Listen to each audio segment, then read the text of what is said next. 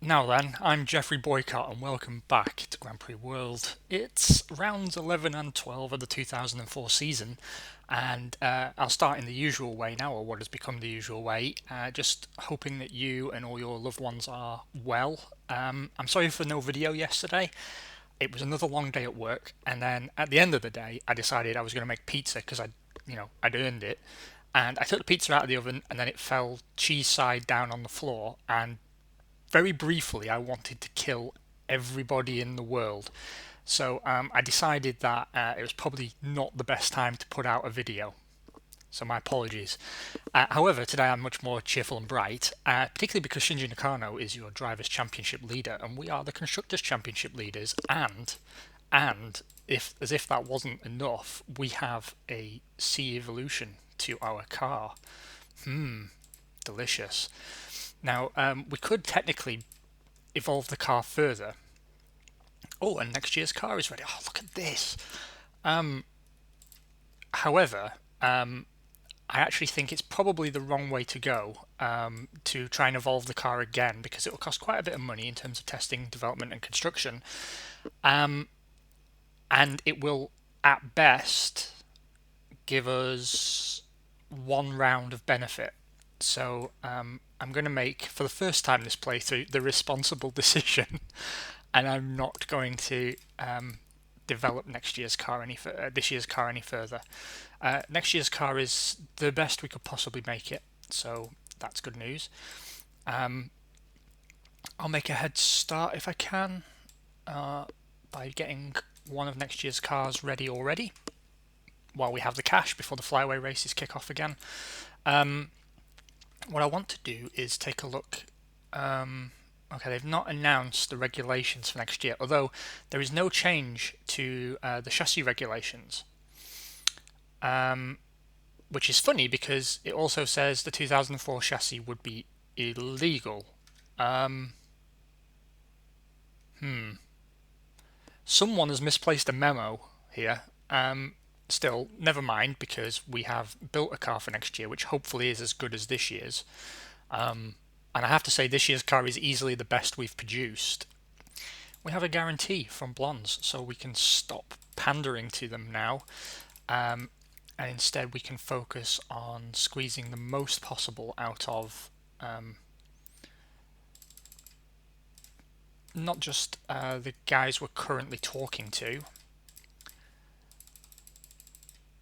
but also, do we have any space left on the car?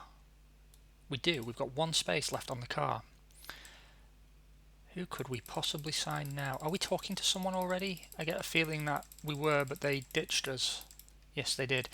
Okay, we're going to talk to Boss Hugo Boss, who's a bit of a boss. And once we've signed him, which hopefully we will, then we're going to start putting feelers out for some merchandising deals to boost our income for this year. I'm going to spend a success card on the Fond Metal deal because it's 2 seasons long, presuming that actually it's better to do it on the Patronus deal. So why don't we do that? And then very soon I will begin repurposing those resources to make us a bit of extra money now. Right, who do we want to be keeping happy for the remainder of the season? I guess the 3 key suppliers. Blondes already like us very much. Mugen Honda, we have to work on the relationship, but we'll just sort of cycle between the 4 key suppliers, and then hopefully that makes next year a lot easier for us. We're getting to the point as well where we're going to be making enough money to maybe have some investments going. While we have no further guidance about what we're supposed to be developing, I'm going to instead focus on everything, and I'm going to go for some suspension reliability upgrades. This could all be wasted money, but at this point we really don't know, and I do want to keep pushing on in the right direction. In terms of testing, we have some engine testing to do. That is actually something that we have to do. And we're going to spend a lot of money on testing to do it. Actually, no less. We'll do 200 miles of testing. And instead, we will just put a greater number of mechanics on the job. Clever, no? See, Mum, who's thick now?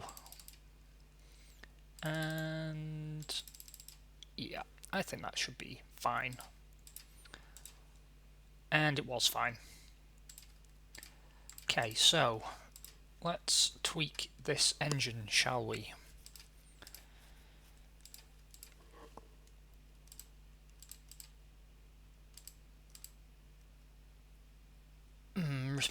Responsiveness or reliability? I'm going to go for... or weight.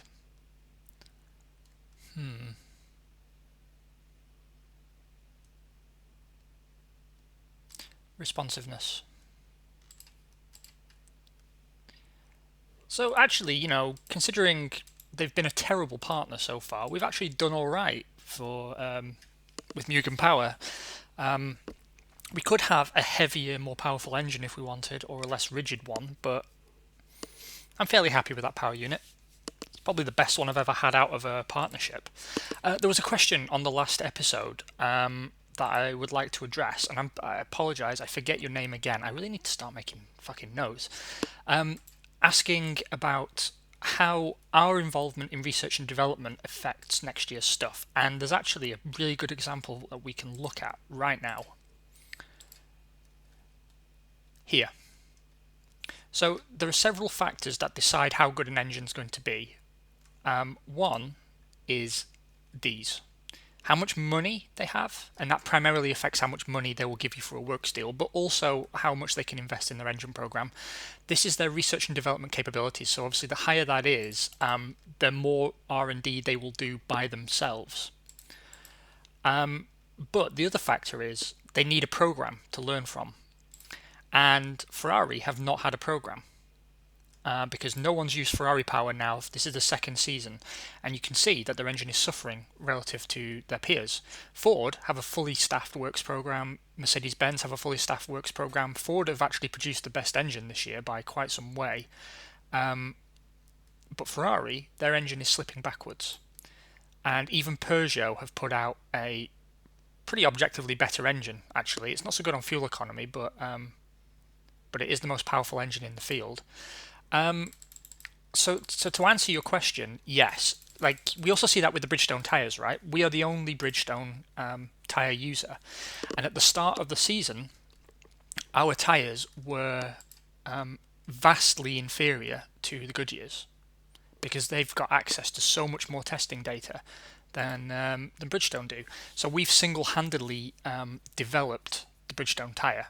Now, the good news about that is the tyre should work better for us, because it's our data, it's our car. It should work better for us.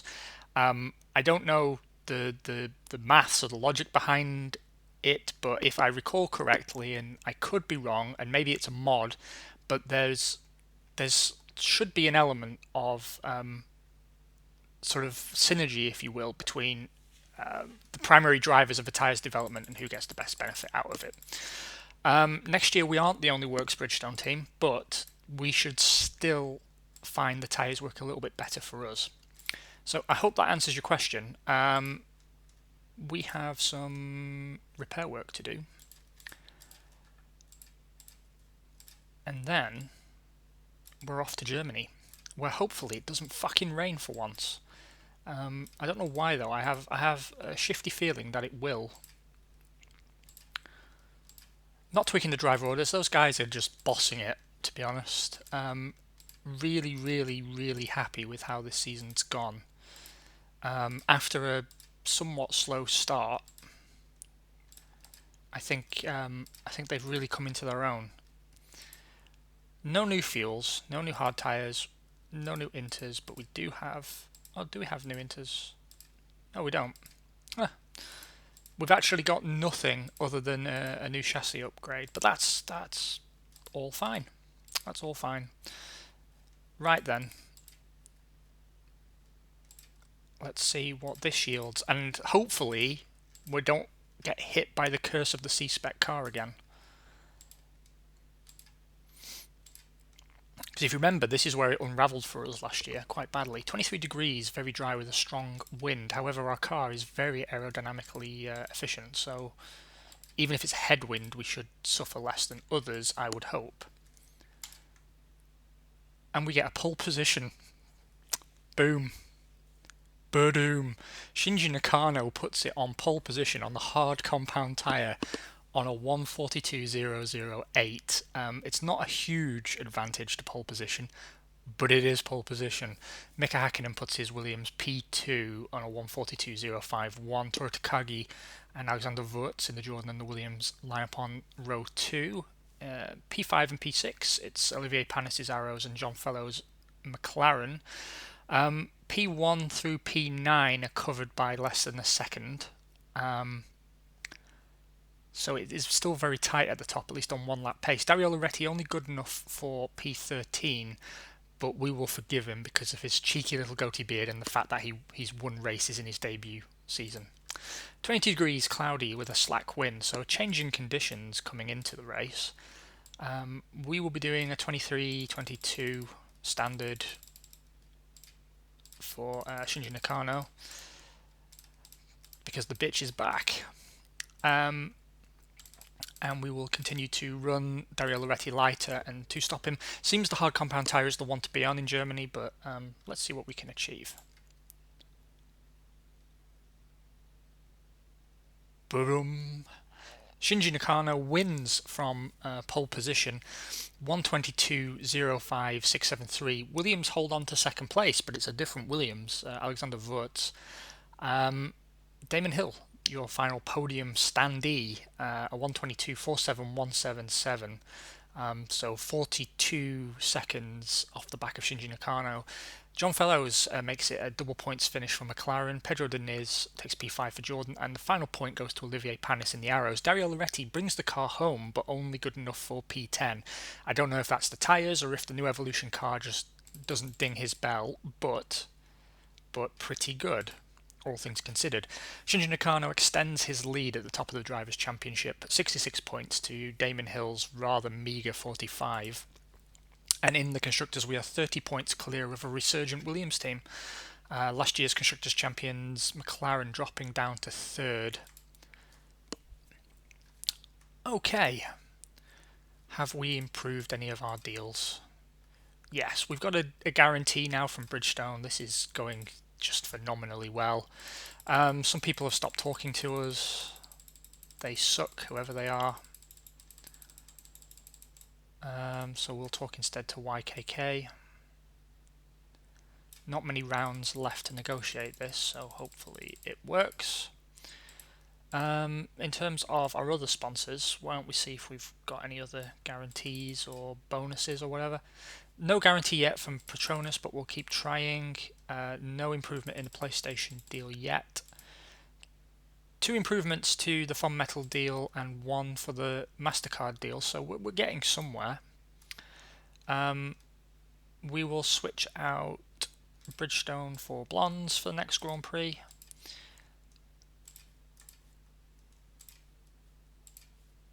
Let's see. We have to start again on our level 3 servo brakes. That's fine. And we're going to have a technology upgrade every Grand Prix pretty much now.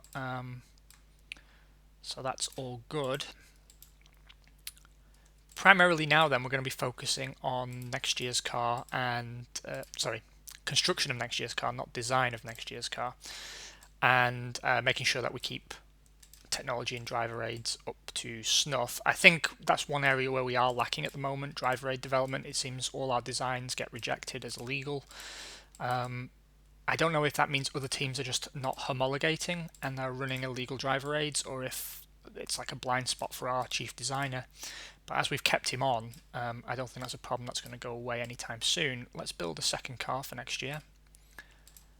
There we go. 2 more cars to build, but we're taking the bills on the chin like champs. In terms of testing, really not much to worry about now, to the point that we can even run less testing.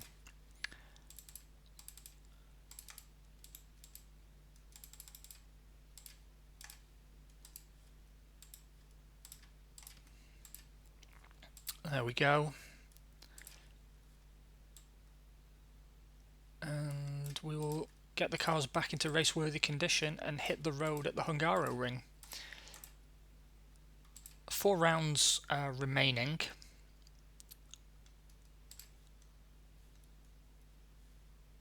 That's our livery for next year, looking rather handsome if I do say so myself. Let's take a look at the news, shall we? Pole and a win for Shinji Nakano, that's really good.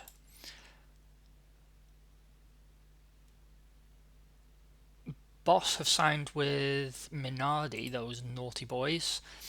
Benetton will be a customer of Elf. Jordan are switching to Bridgestone Rubber for next year as a partner, so we won't be alone. Prost enter into a partnership with Mercedes-Benz. We are in the running to pick up this year's Constructors' Championship, and I think we pretty much have it in the bag, to be honest. Williams enters into a partnership with Ford. Shinji Nakano got the fastest lap. That's actually really good. That's the first time we've had like the Triple Crown, so it tells you how good the car truly is. And we are Manager of the Month, deservedly so. And I'm pretty sure actually this may be the first time I've had the patience to win a Constructors' Championship with partner power. I really think it might be, which is surprising even me because I've played this game for a very long time. But I'm pretty sure I always just want the money, and we have a new power unit. A much more powerful power unit, actually. Yeah, that actually is a huge improvement in power. I didn't realise how big that was. Not really a track where we're going to get best leverage out of it, but, you know, it's nice to have it. 26 degrees and dry for your Hungarian Grand Prix. Let's see if we can get another pole position. We can't. It's an Arrows 1-2 out of nowhere. David Coulthard on pole, 117.319 ahead of teammate Olivier Panis on a 117.421. Dario Loretti, he's outqualified Shinji Nakano in all but one Grand Prix, and he does so again. P3 on a 117.498. Shinji Nakano only good enough for P8, but we know that his strength is race pace. Outqualified by both Williams, but not by an alarming amount. 23 degrees, overcast for the Grand Prix itself. And we'll do a 39.39 or 38. Maths! And then fresh rubber for Loretti. Okay. Do me proud, boys. Oh yes, that's what I wanted to see.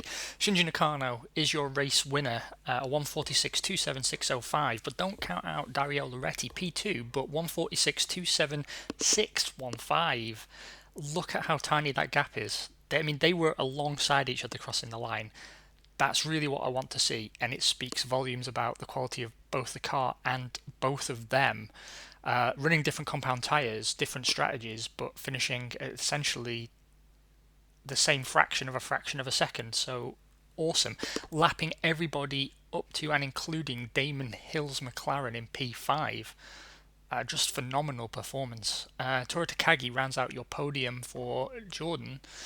Olivier Panis recoups something for Arrows with P4. Damon Hill P5 for McLaren, and the final point goes to Ferrari and Johnny Newhouse. Shinji Nakano, I think, pretty much has the Drivers' Championship in the bag now. 76 points to Damon Hill's 47. Dario Loretti on a late surge, tied for P5 currently. I'm not sure how high you can get, but I think P4 is theoretically possible. And we now have almost double the points of our nearest challenger in the Constructors. So we are the Constructors' champions for this season. Well done indeed, everybody. That means I have a shitload of bonuses to pay out that I wasn't expecting to pay out.